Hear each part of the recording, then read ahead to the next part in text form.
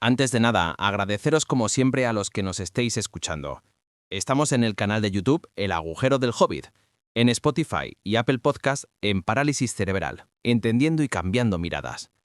Estáis todos invitados a participar y poner vuestros comentarios. Vuestra opinión nos importa. Bienvenidos a esta nueva exploración. A ver, imaginad esto, dedicar un montón de energía, de tiempo, de pasión a luchar por una causa, ¿no? Como los derechos de las personas con discapacidad.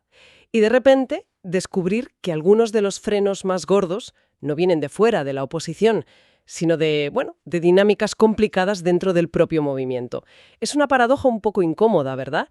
Que esas grietas internas puedan, frenar el avance más que las barreras que todos vemos. Sí, es algo que sorprende y, la verdad, frustra bastante a la gente implicada. Pues hoy vamos a meternos de lleno precisamente ahí. Queremos analizar en detalle esos conflictos internos, esa falta de cohesión que a veces, es sorprendente, y también esas barreras de actitud que pueden fragmentar, debilitar la lucha colectiva en la discapacidad. Nos vamos a guiar por un estudio bastante detallado que ha puesto el foco justo en estas dinámicas. Un estudio que saca a la luz cosas que quizá no siempre se hablan abiertamente. Exacto. Y el objetivo, que quede claro, no es señalar con el dedo, es intentar comprender mejor, entender cómo funciona el conformismo o la fragmentación de las luchas, ciertos liderazgos un poco pasivos o incluso eso que llaman capacitismo internalizado. Queremos ver por qué, según este análisis, estas cosas internas acaban siendo obstáculos y obstáculos importantes para conseguir un progreso social real, ¿sabes? Tangible. Así que venga, vamos a desgranar esto. Vamos a ello. Empecemos por algo que el estudio llama atomización y antagonismo. Suena fuerte. Sí, suena fuerte. Describe como una tendencia a que los colectivos, en vez de unirse en la diversidad, pues se dividan. Y lo curioso es que a menudo esta división sigue lo que el texto llama la lógica de división biomédica. ¿A qué se refiere con eso exactamente? Pues, se refiere a cómo a veces las propias etiquetas médicas, los diagnósticos, se usan quizás sin querer como base para separar a los grupos. En lugar de tener un frente unido, ¿no?, por la discapacidad como experiencia social, que es compartida, pues se crean como compartimentos. Un grupo para esta patología, otro para aquella. El estudio dice que esta lógica no favorece la interacción en la diversidad. Más bien al contrario, refuerza esas fronteras entre colectivos. Claro. Es como si la clasificación médica pues, se colara en el activismo y lo rompiera en pedazos. Claro. Y si cada grupo va a lo suyo, a su parcela, pues encontrar puntos comunes se complica muchísimo. El estudio menciona el caso de Chile, donde justo estas dificultades para encontrar puntos comunes, pues entre distintas facciones, acaban debilitando la capacidad de todos para influir en política. Totalmente. Es el clásico divide y vencerás. Pero vamos, aplicado desde dentro, ¿qué es peor? Exactamente. Y la consecuencia que señala el estudio es bastante desoladora. Dice que esta fragmentación, este antagonismo interno, puede llegar a ser tan heavy que todos los espacios terminan siendo hostiles para la discapacidad.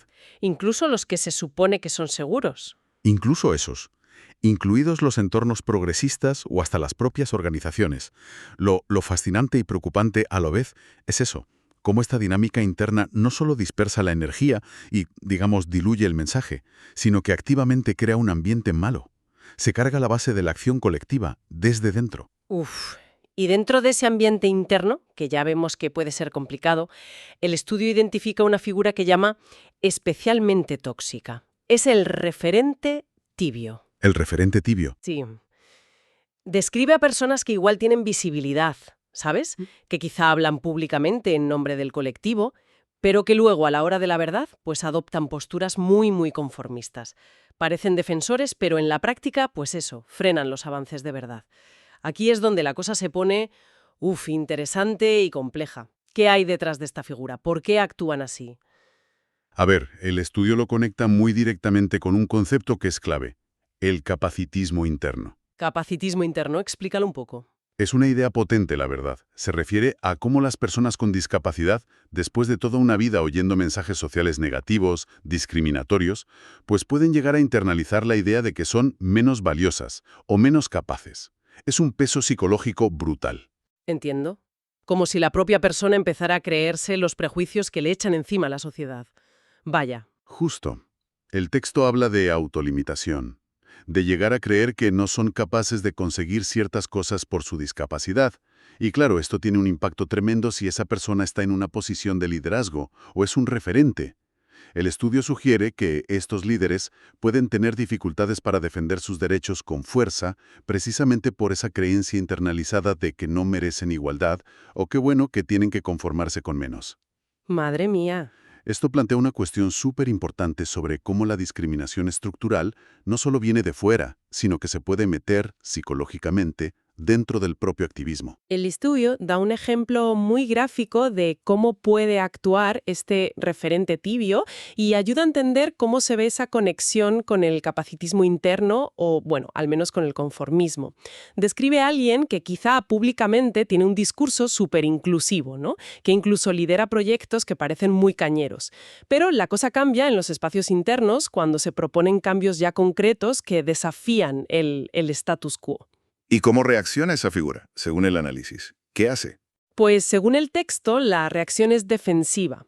Si otro miembro del colectivo propone una idea para ir más allá, para ser más exigentes, este referente tibio puede desviar la atención del tema principal o personalizar el debate, ¿sabes? En plan, a mí esto me afecta porque inventándose preocupaciones individuales que nunca antes había dicho o simplemente, pues eso, esquivar el argumento de fondo con evasivas. Ya veo. La estrategia parece ser defender la situación actual, a veces desacreditando un poquito, sutilmente, a quien propone la mejora. Ujú.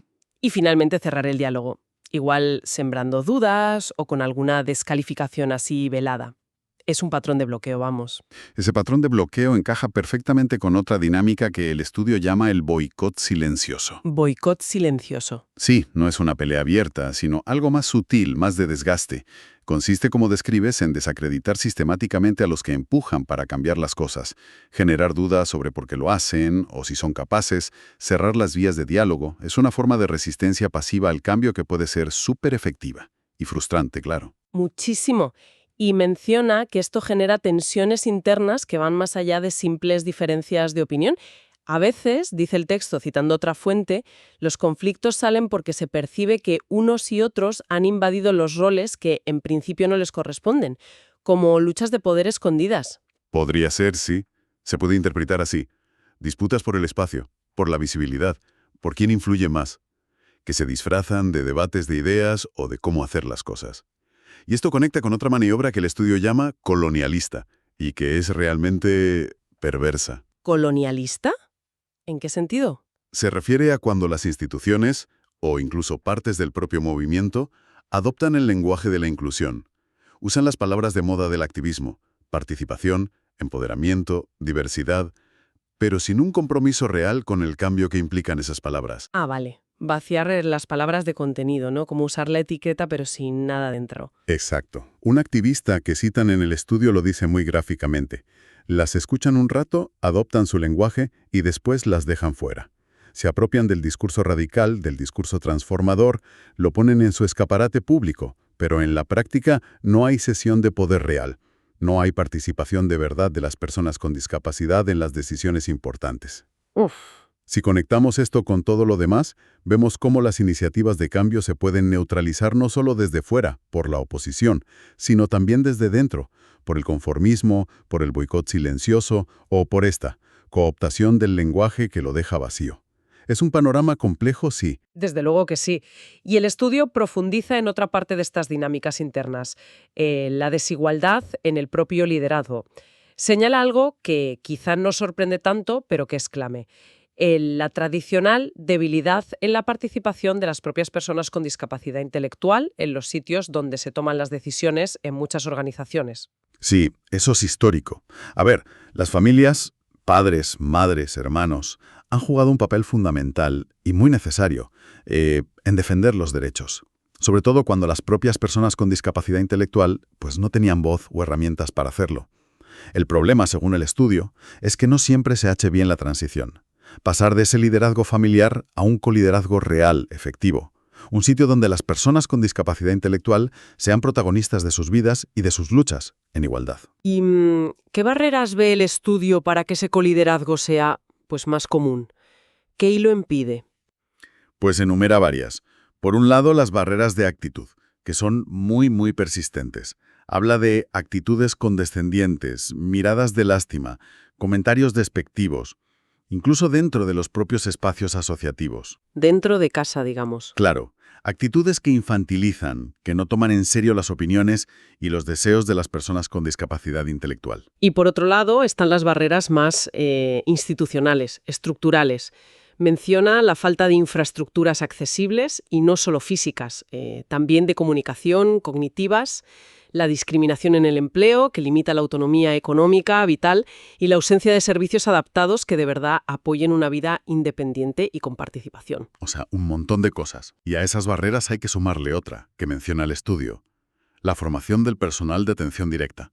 Ah, los profesionales. Claro, a menudo los profesionales que trabajan día a día con personas con discapacidad, sobre todo intelectual, pues no tienen la formación específica o la perspectiva de derechos que hace falta para fomentar la autonomía y la participación real. Sin querer, pueden acabar manteniendo esas dinámicas asistencialistas que infantilizan, más centradas en cuidar pasivamente que en empoderar activamente. Y esto, claro, dificulta muchísimo que las personas desarrollen habilidades y confianza para tomar roles de liderazgo. Tiene todo el sentido, son como capas de obstáculos que se van sumando, ¿no? Exacto. Y si buscamos las causas más profundas, las estructurales, el estudio apunta a varias que están conectadas. La primera, y la base de todo, es el capacitismo estructural. El capacitismo otra vez. Sí, esa discriminación sistémica que se basa en la idea de que unas capacidades son normales o mejores que otras. Este capacitismo está en toda la sociedad y por tanto también se filtra en las organizaciones de la discapacidad. Genera barreras relacionadas con actitudes y creencias muy metidas dentro que infravaloran las posibilidades reales de las personas con discapacidad y justifican que se les deje fuera de los roles de poder. Y supongo que la lucha por los recursos, por el dinero, también influirá. Sin duda. El estudio señala la competencia por recursos limitados como un factor importante. Muchas organizaciones dependen de subvenciones, de donaciones, de financiación pública, y esto puede crear rivalidades entre ellas. La necesidad de asegurar la supervivencia de la propia entidad puede a veces pasar por encima de la colaboración y de los objetivos comunes de cambiar la sociedad. Se compite por fondos, por visibilidad, por influencia, y eso puede romper la unidad del movimiento. Además, menciona algo interesante sobre cómo cambian las organizaciones por dentro. Sí, apunta que muchas organizaciones representativas que nacieron con un espíritu muy reivindicativo, muy de lucha, han ido asumiendo con el tiempo tareas de dar servicios, gestionar centros, ofrecer terapias, etc. Esto ha creado modelos mixtos, mestizos, donde conviven la reivindicación y la gestión. El problema, según el análisis, es que este cambio de roles del reivindicativo al gestor ha podido, diluir en muchos casos la capacidad de presionar políticamente y la radicalidad del mensaje. Claro. Es más difícil criticar duro a la administración si al mismo tiempo necesitas su dinero para tus servicios. Se crea ahí una tensión complicada. Todo este lío de fragmentación, liderazgos tibios, capacitismo interno, luchas de poder, barreras estructurales. ¿Qué impacto tiene al final sobre el movimiento y lo que quiere conseguir? Pues las consecuencias que describe el estudio son bastante duras, la verdad. Habla de una enorme frustración y sensación de aislamiento en los activistas reales. Los que sí están comprometidos con un cambio de verdad, profundo. Ven cómo figuras con más visibilidad pueden actuar de forma incoherente, quizá priorizando su imagen o que su organización sobreviva por encima del avance de todos. Y eso desgasta una barbaridad. El texto llega a decir algo que es muy contundente, que para algunos activistas la lucha interna termina por ser más dura que la externa. Tremendo, ¿sí? Es una afirmación tremenda. Describe una realidad donde los propios miembros del colectivo se atropellan, deslegitiman y ralentizan la transformación social necesaria. Entonces, ¿qué significa todo esto en la práctica? Pues que estas dinámicas internas no son una tontería, no son una anécdota, son un obstáculo gigantesco, un freno de mano puesto desde dentro, que impide que el movimiento avance con toda la fuerza que podría tener. Y lo que empeora la situación, según el estudio, es que este problema es relativamente invisible. Parece que tanto los libros académicos sobre discapacidad como muchos documentos del propio activismo tienden a centrarse, lógicamente, en las barreras externas, la discriminación social, la falta de accesibilidad, las políticas que no son suficientes. Que son cruciales, claro. Por supuesto, son temas cruciales. pero hay comparativamente muy poca investigación y sobre todo muy poco análisis crítico público sobre estas dinámicas internas que son destructivas. ¿Y por qué es importante esa falta de análisis? ¿Qué más da que no se analice tanto? Pues importa mucho, porque como señala el texto, esta ausencia de análisis crítico perpetúa la negación del problema. Si no se habla abiertamente de estas tensiones, si no se investigan, si no se reconocen como un desafío real dentro del movimiento, es muchísimo más difícil encontrar maneras de abordarlas y empezar a cambiarlas. Se convierten en el elefante en la habitación. Todos lo ven o lo intuyen, pero nadie se atreve a nombrarlo y a enfrentarlo. Y mientras tanto, pues sigue ahí, estorbando. Vale, recapitulando entonces los principales obstáculos internos que este análisis pone sobre la mesa. Tenemos esa fragmentación que divide y dispersa energías, muchas veces basada en etiquetas médicas. Tenemos la figura del referente tibio, ese liderazgo conformista que frena el avance real, a veces conectado con el capacitismo internalizado. Tenemos los boicots silenciosos y las luchas de poder que desgastan desde dentro, la persistente desigualdad en el liderazgo, sobre todo para personas con discapacidad intelectual, y todo esto apoyado en raíces estructurales como el capacitismo sistémico, la competencia por recursos y esa tensión entre reivindicar y gestionar servicios. El panorama es complejo y el resultado, pues un debilitamiento colectivo. Es un diagnóstico complejo, sí. Pero el estudio no se queda solo en el problema. También dedica espacio a explorar posibles caminos para transformar esto, para empezar a desactivar estas dinámicas. No da recetas mágicas, pero sí apunta a direcciones importantes. La primera, y fundamental, es reconocerlo. Honestamente y abiertamente. Reconocer que estos problemas existen. Mirar hacia adentro con autocrítica, sin negarlo. Y una vez reconocido el problema, ¿qué hacemos? El texto subraya la necesidad de crear espacios seguros. Espacios de encuentro, de apoyo mutuo entre iguales, de aprender juntos. Sitios donde las personas con discapacidad puedan hablar de estas experiencias, puedan identificar y confrontar el capacitismo internalizado, el suyo propio y el que ven en otros dentro del movimiento, y puedan desarrollar estrategias colectivas para resistirlo. No solo debatir, sino también sanar y fortalecerse unos a otros. Tiene lógica, sí, crear una base más sólida desde dentro. Y también mirar hacia afuera. El estudio insiste mucho en la importancia de construir alianzas y vínculos con otros movimientos sociales, salir del posible aislamiento del sector, conectar la lucha por los derechos de las personas con discapacidad con el feminismo, con el ecologismo, el movimiento LGTBI+, la lucha antirracista. ¿Unirse a otras luchas? Exacto. Esto no solo daría más fuerza colectiva, sino que ayudaría a superar esa fragmentación interna basada en identidades únicas. Ayudaría a construir un proyecto alternativo de sociedad más amplio, más inclusivo, que cuestione las estructuras de opresión de forma transversal. Ir más allá de las luchas identitarias y sectoriales para buscar una transformación social más profunda. Queda claro que los desafíos internos son tan importantes como los externos y quizá más difíciles de abordar, ¿no? Porque requieren mirar hacia adentro colectivamente y eso cuesta. Para terminar, este análisis nos deja flotando una pregunta importante, casi una invitación a darle vueltas para cualquiera que esté metido o interesado en estos temas. Si estas dinámicas de fragmentación, de conformismo, de capacitismo interno son tan profundas y a menudo invisibles o negadas, ¿qué pasos concretos y valientes hacen falta de verdad, más allá de decir que sí, que hay que hacer algo, para empezar a desactivarlas desde la raíz y construir una cultura de colaboración genuina que libere todo el potencial transformador del movimiento por los derechos de las personas con discapacidad? Ahí queda esa reflexión.